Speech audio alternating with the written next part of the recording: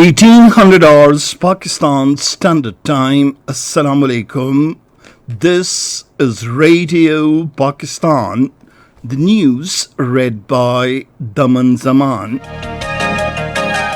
The headlines. The Prime Minister says provision of low-cost housing is one of the top priorities of the government. In his policy address to be delivered through video link at the ongoing United Nations General Assembly session tonight, Imran Khan will reflect Pakistan's abiding commitment to multilateralism and respect for human rights worldwide. The Information Minister says Pakistan will again draw the attention of the United Nations towards the atrocities being committed by the Indian forces against Kashmiris and the minorities. Pakistan expresses the resolve to further solidify its political and economic ties with Finland. In the Indian illegally occupied Jammu and Kashmir, a complete shutdown will be observed tomorrow to protest against the Indian Prime Minister Modi's address to the United Nations General Assembly. The United Nations Secretary-General says all the 5 permanent members of the United Nations Security Council are united in seeking a stable Afghanistan with an inclusive government. And now the news in detail. Prime Minister Imran Khan says provision of low-cost housing is one of the government's top priorities. This was expressed by the Prime Minister during a meeting with the Chairman Naya Pakistan Housing Authority, retired Lieutenant General Anwar Ali Haider, who called on him in Islamabad today. The Prime Minister said the government introduced mortgage financing for the first time in the history of the country. Imran Khan said poor people of the country will now be able to own their houses by paying installments instead of rent. The chairman Naya Pakistan Housing Authority briefed the Prime Minister on the progress of construction and especially Naya Pakistan housing projects across the country. He apprised the Prime Minister that State Bank of Pakistan has approved 69 billion rupees for mortgage financing projects.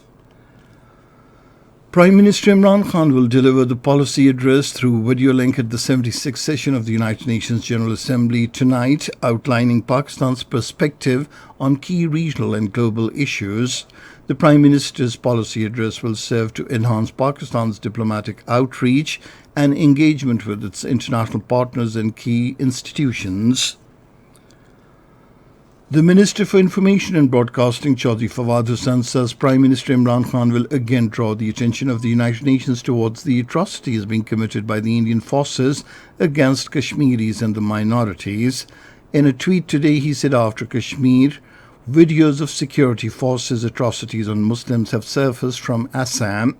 The minister said the manner in which the British parliamentarians discussed the Indian cruelties being committed in the Indian illegally occupied Jammu and Kashmir was highly commendable. Earlier in a tweet, the British Member of Parliament Rachel Hopkins voiced concern over the human rights abuses in the Indian illegally occupied Jammu and Kashmir. She urged the British government to play its part in supporting peace and Kashmiris' inalienable right to self-determination. The Foreign Minister Shah Mahmood Qureshi has reaffirmed Pakistan's desire for a broad-based strategic partnership with the United States to advance the two countries' shared interests in bilateral and regional spheres. Talking to the Republican Senator James Riches on the sidelines of his United Nations-related engagements in New York, the Foreign Minister highlighted Pakistan's commitment to facilitate efforts for achieving an inclusive political settlement in Afghanistan. He stressed the importance of a stable and broad-based government in Afghanistan to ensure that the Afghan territory is not exploited by transnational terrorist groups ever again. Foreign Minister Shah Mahmood Qureshi has expressed Pakistan's resolve to further solidify its political and economic ties with Finland. Talking to his Finnish counterpart Pekka Haavisto in New York, the Foreign Minister said reopening of the Finnish embassy in Islamabad would further facilitate trade relations as well as promotion of people-to-people contacts. The two foreign ministers discussed bilateral relations as well as regional and global issues of mutual interest. He felicitated Foreign Minister Pekka Haavisto on the completion of 7 decades of diplomatic relations between the two countries. Highlighting the importance of exchanging high-level visits, the Foreign Minister Shah Mahmood Qureshi invited Foreign Minister Pekka Haavisto to undertake a visit to Pakistan at his earliest convenience. He also briefed him on Pakistan's perspective regarding developments in Afghanistan.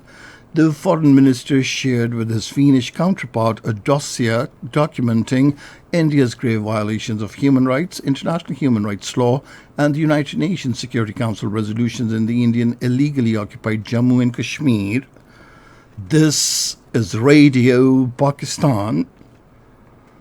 The chairman of the Special Parliamentary Committee on Kashmir, Shahryar Khan Afridi, has briefed the director of the United Nations Human Rights Watch, Louis Charbonneau, on the human rights situation in the illegally occupied Jammu and Kashmir.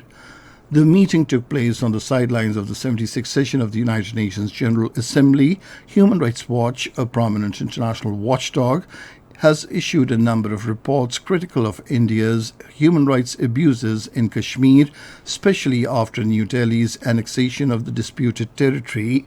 Shahryar Khan Afridi, who is in New York, has been meeting human rights activists and organizations, urging them to speak out against the brutalities being committed by the Indian security forces against the hapless Kashmiris.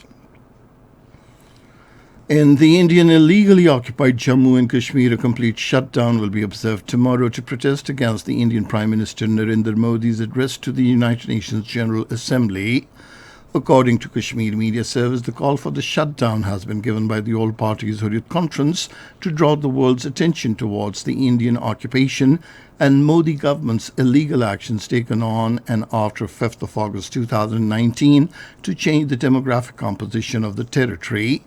The All Parties Hurriyat Conference spokesman, in a statement in Srinagar, said the people of the Indian illegally occupied Jammu and Kashmir through complete shutdown will send a clear message to the international community that they reject India's illegal occupation of their homeland and will continue the struggle till they are given their United Nations mandated inalienable right to self-determination. In the United States, dozens of Indian Americans have gathered at Lafayette Square in front of the White House to protest against the visit of the Indian Prime Minister Narendra Modi to the United States. They chanted slogans and held placards that read "Save India from Fascism." The protesters castigated Modi over human rights violations, persecution of Muslims and other minorities, new farm laws, and the crackdown in the Indian illegally occupied Jammu and Kashmir. In India, 3 people were killed today in a shootout inside a courtroom in Delhi city. The shootout took place at Rohini Court Complex in North New Delhi. The United Nations High Commissioner for Human Rights, Michelle Bachelet, has said the international community must redouble its efforts to restore democracy in Myanmar and prevent wider conflict before it is too late. In a statement, he said troops have used weapons against civilians that were intended for military conflict and carried out indiscriminate airstrikes and artillery barrages. The United Nations Secretary General Antonio Guterres has said all the 5 permanent members of the United Nations Security Council are united in seeking a stable Afghanistan and an inclusive government. He made the remarks after talks among the foreign ministers of Britain, China, France, Russia, and the United States. He said they seek an Afghanistan where the rights of women and girls are respected, an Afghanistan that is not a sanctuary for terrorism, an Afghanistan with an inclusive government representing all sections of the population. And now cricket. In the 3rd match of the National T20 Cup against Southern Punjab at Rawalpindi, Sindh were 92 runs for the loss of 3 wickets in 12 overs a short while ago. Batting first, Southern Punjab scored 176 runs for the loss of 7 wickets in the allotted 20 overs. And finally, the weather. Mainly hot and dry weather is expected in most parts of the country during the next 12 hours. However, rain, wind with thunder showers is expected at isolated places in Lower Sindh, South Punjab and North Baluchistan. And that is the end of this news bulletin. For more news and analyses, log on to our website, radio.gov.pk, and you can also watch the live video streaming of our bulletins on the link facebook.com/Radio Pakistan News.